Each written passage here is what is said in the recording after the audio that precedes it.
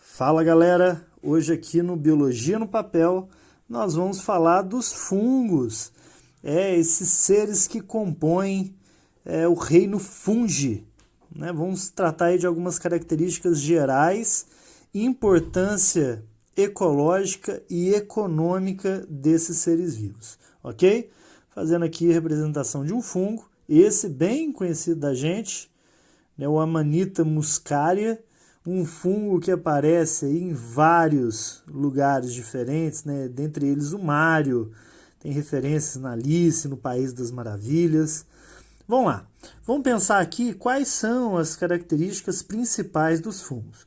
Os fungos são eucariotos, são uni- ou multicelulares, ok? São eucariotos, uni- ou multicelulares, tem parede celular composta de quitina. Quitina é uma substância, um carboidrato nitrogenado presente também na carapaça, no exoesqueleto de artrópodes. E a reserva deles é por glicogênio, assim como a nossa, ok? Além disso, a nutrição desses seres ocorre por absorção, depois de eliminar enzimas e fazer uma digestão extracorpórea. Eles vão ter essa absorção favorecida, já já eu explico, e a reprodução é por esporos, ok? Então vale esse destaque aí para algumas características bem gerais dos fungos.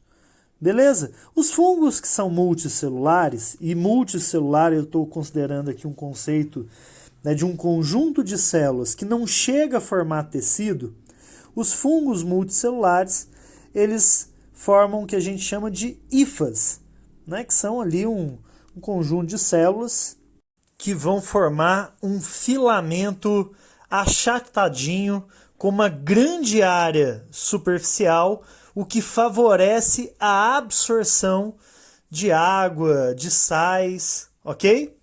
As hifas, quando há entre elas uma separação, um septo, não precisa fechar completamente, há um septo separando uma célula e outra, a gente chama de hifa septada. A maior parte dos fungos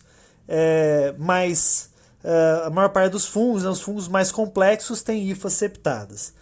O conjunto de várias hifas, né, parecendo aquele novelo de lã, o conjunto dessas hifas nós chamaremos de micélio. Vou representar aqui muito mal e porcamente um micélio de um fungo. A gente costuma observá-los em frutas, pães, ok? O que a gente está observando, na verdade, é um conjunto de hifas que nós chamamos de micélio. Beleza?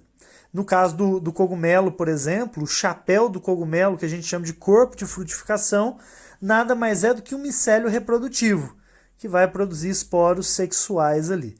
Embaixo, ali na terra, né, fazendo a decomposição e absorção de nutrientes, está o micélio vegetativo, né, um micélio subterrâneo. Beleza? Então aqui vamos destacar, nós chamamos essa estrutura aqui de micélio. Beleza? Então, hifa, conjunto de células, micélio, conjunto de hifas. Eu quero destacar aqui, além desses conceitos mais básicos, algumas funções dos fungos, né? Por que eles são tão importantes? Selecionei apenas alguns. Para começo de conversa, alguns fungos são decompositores, realizam decomposição. Realizam a decomposição. Decomposição, vamos lembrar o conceito lá da ecologia, é a transformação de matéria orgânica em matéria inorgânica. É a ciclagem de matéria. Essa transformação de matéria orgânica em matéria inorgânica, ela é importante do ponto de vista ambiental porque ela permite o ciclo da matéria, a ciclagem da matéria. Ainda que no nosso dia a dia, quando uma fruta apodrece, quando um pão ele fica mofado, fungado, a gente vai perdê-lo. Isso significa aí uma perda econômica, né, na natureza como um todo. A gente está se beneficiando disso porque ele está ciclando a matéria, ok? Lembrem-se de uma coisa muito importante, né? A decomposição depende basicamente de dois fatores, calor e umidade. Então, quanto mais quente e úmido, maior a taxa de decomposição. Beleza? Outra coisa importante aqui. Alguns fungos são fermentadores. A gente vai ter vários tipos de fermentação, ok? Fermentação alcoólica, fermentação lática. Os fungos, eles participam ativamente da nossa indústria produzindo pães. No caso do pão, fermentação alcoólica, produzindo CO2 para fazer a massa crescer. E no caso, por exemplo, dos vinhos, a ideia é produzir o álcool do vinho. Né? Ainda tem, por exemplo, a produção de queijos, ok? Né? Que a gente deixa, né, para uma outra aula para a gente discutir melhor. Além disso, existem vários fungos que estabelecem com outros seres vivos uma relação ecológica de mutualismo. São os fungos mutualísticos.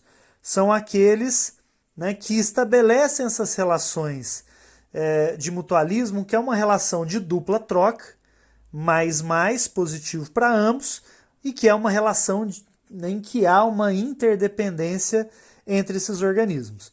Os líquens, por exemplo, crescem aí sobre os troncos de árvores.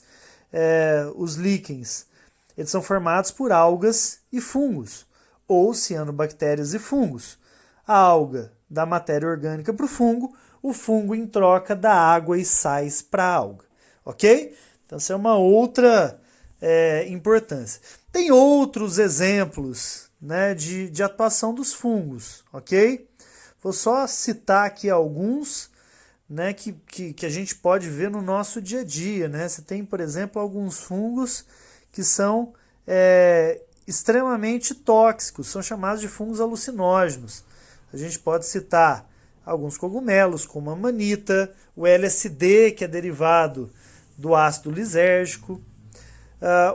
Alguns fungos são comestíveis, como por exemplo trufa negra, champignon.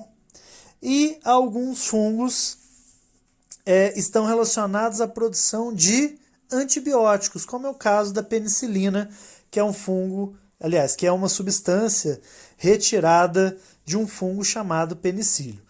Então nós precisamos muito destes organismos. Beleza?